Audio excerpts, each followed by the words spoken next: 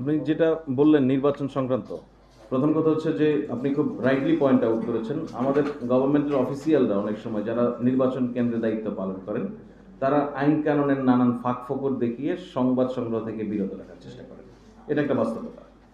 দেখুন, বর্তমান অন্তর্বর্তীকালীন সরকার একটা সুস্পষ্ট জায়গার মধ্যে দিয়ে যাচ্ছে যে আগামী নির্বাচনে যে সমস্ত কর্মকর্তারা দায়িত্ব পালন করবেন তাদেরকে নিবিড় প্রশিক্ষণের মধ্যে দিয়ে যেতে হবে। নির্বাচনটা মানুষ যেন ভোট কেন্দ্রিক এবং ভোট দিয়ে ভালো অনুভব করেন, প্রধান উপদেষ্টা এই কথাটা পরিষ্কারভাবে বলেছেন, তারা যেন ভালো অনুভব করেন এরকম একটি পরিবেশ তৈরি করতে হবে।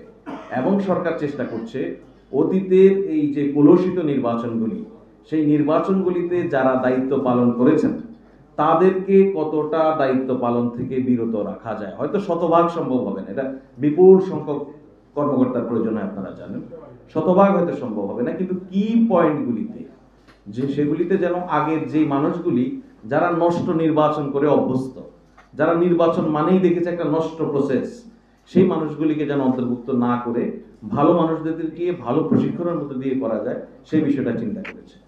সো এটা একটা বিষয়, আপনার ওই কনসার্নের জায়গাটা দূর হবে।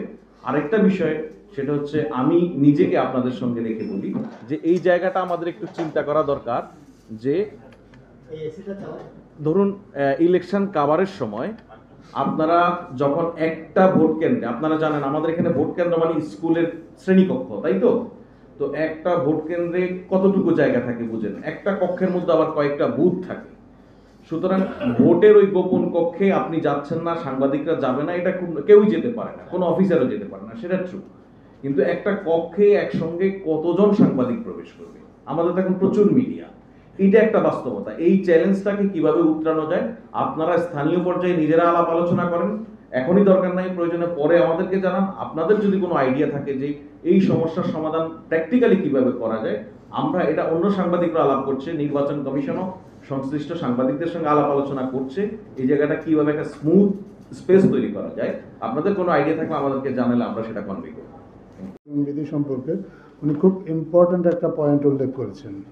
এবং আপনি আগের নির্বাচন কমিশন কিভাবে কি করেছে সেগুলো তো আমরা বলতে পারবো না, তবে আমাদের এই বর্তমান সরকার, অন্তর্বর্তীকালীন সরকার যেভাবে কাজ করছে, আমাদের মূল লক্ষ্যটা হচ্ছে নির্বাচনটাকে সুষ্ঠু করা এবং নির্বাচনে যদি কোনো অনিয়ম হয় সেটা যাতে তাৎক্ষণিকভাবে সাংবাদিকরা রিপোর্ট করতে পারে সেটা নিশ্চিত করা, এবং সেটা নিশ্চিত করার জন্য এবং আচরণবিধিটাও কিন্তু নাহলে তো আগের মতো এটা রেখে দেওয়া হতো, আগের মতো একটা যেটা আছে সেটা দিয়েই কাজ চালিয়ে যেত।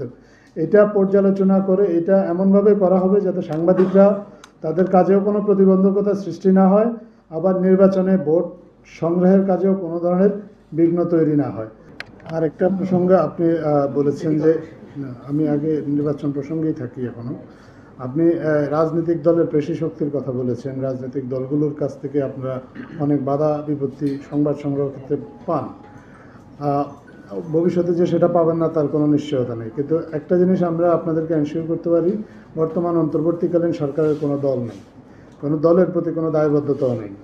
আমরা নির্বাচনে অংশগ্রহণকারী প্রত্যেকটা রাজনৈতিক দল যাতে সমানভাবে নির্বাচনী কার্যক্রম চালাতে পারে সেটা নিশ্চিত করার জন্য যা যা পদক্ষেপ নেওয়া প্রয়োজন সরকারের পক্ষ থেকে সম্ভব সব ধরনের পদক্ষেপ নেওয়ার চেষ্টা করবে। এবং কোনো রাজনৈতিক দল যদি নির্বাচনী আচরণবিধি ভঙ্গ করে, যেহেতু সরকারের নিজস্ব কোনো দল নাই এবং সরকারের কারোর প্রতি রাগ এবং অনুরাগ দুইটার কোনোটাই নেই, আমরা চেষ্টা করব কোনো রাজনৈতিক দল যেন তার নিজস্ব নির্বাচনী আচরণবিধির বাইরে গিয়ে অন্যের জন্য কোনো ধরনের প্রতিবন্ধকতা সৃষ্টি না করতে পারে বা অন্যের উপর কোনো ধরনের প্রভাব, বিশেষ করে সাংবাদিকদের উপর কোনো ধরনের প্রভাব খাটাতে না পারে, বা কোনোভাবে কোনো রাজনৈতিক দল দ্বারা কোনো সাংবাদিক যেন কোনোভাবে হয়রানির কোনো শিকার না হয়। যদি এগুলো হয় তাহলে আপনারা তাৎক্ষণিকভাবে প্রশাসনকে জানাবেন। আমরা দৃঢ়ভাবে বিশ্বাস করি প্রশাসন এবার নিরপেক্ষভাবে কাজ করবে এবং নিরপেক্ষভাবে তাদেরকে কাজ করতে বাধ্য করা হবে তাদের এবং যদি নির্বাচনে যদি কোনো আপনারা ব্যাপক অনিয়ম দেখেন, আপনারা দ্বিধাহীন চিত্তে এগুলো নিয়ে রিপোর্ট করবেন, আপনাদেরকে কেউ এটা থেকে বাধা দিবে না, আপনারা দ্বিধাহীন চিত্তে রিপোর্ট করবেন। এই বিষয়ে আপনাদের রিপোর্টের প্রেক্ষিতে যদি নির্বাচন কমিশন প্রয়োজন মনে করে, তারাও চাইলে নির্বাচন নতুন করে আবার আয়োজন করতে পারে। সরকার যদি তার দিক থেকে কিছু করণীয় থাকে সরকারও নিশ্চিত, আপনারা নিশ্চিত থাকতে পারেন সেই ব্যবস্থাটা গ্রহণ করবে। আমি আমাদের নিউ উপদেশ সচিব, প্রধান উপদেষ্টা, আমার দুই সহকর্মীর পরিচয় ফয়েজ আহমেদ, সিনিয়র সেক্রেটারি, সুচিস্মিতা দিদি।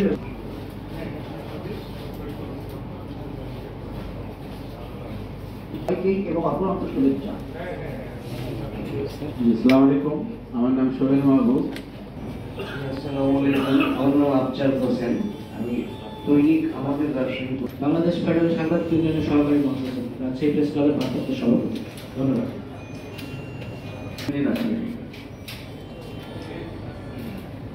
আসসালামু আলাইকুম রহমতুল্লাহ। আমি ডক্টর মোহাম্মদ কাউসার হোসেন, সহকারী অধ্যাপক। আসসালামু আলাইকুম, আমি আমানুল্লাহ আমান, রাজশাহী প্রতিনিধি এবং সভাপতি এনজিও ফেডারেশন রাজশাহী বিভাগ। ধন্যবাদ। আসসালামু আলাইকুম, শুভ সকাল। প্রধান হিসেবে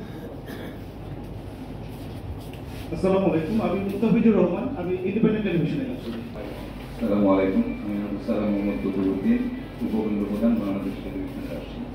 বাংলাদেশ টেলিভিশন আর বিজলি নিউজ। আসসালামু আলাইকুম, শুভ সকাল।